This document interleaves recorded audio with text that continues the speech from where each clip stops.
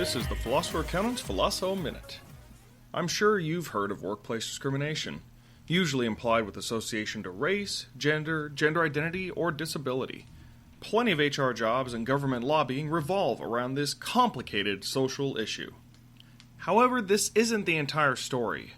Discrimination is a far more politicized word for distinguish, but can loosely define as making distinctions based on class or category without regard to individual merit.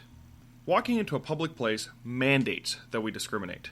We choose to avoid creepy-looking people and gravitate to people who either feel familiar to us or possess attributes we like. Everywhere we go, we're observing clothing styles, hairstyle, skin color, posture, people that they're around, and hundreds of other factors nested inside of our subconscious somewhere. The entire political discussion of discrimination applies to complicated social standards established by preconceived notions. As a thought experiment, imagine a small child making a hiring decision. They would likely choose someone based on impulses derived from preconceived notions about how the world worked, most of them likely wrong. This is why we don't let toddlers make hiring decisions. If you heard an uncomfortably loud noise every time you walked into any kitchen, you'd expect that every kitchen would give you the same loud noise. That conditioning is how we form patterns like immediately identifying chairs as soon as we enter a room, words as soon as we see a page, and where the bathroom is. This functional likelihood, however, is a form of prejudice. We don't complain about it, and nobody ever talks about it because it usually works and is relatively reliable.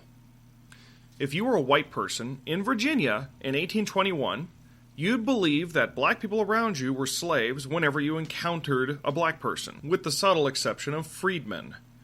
The only way you could change your view in that time would be to reconsider all the facts. If you had any viewpoints about what people were, about the nature of different classes of people, that would be based upon your experience.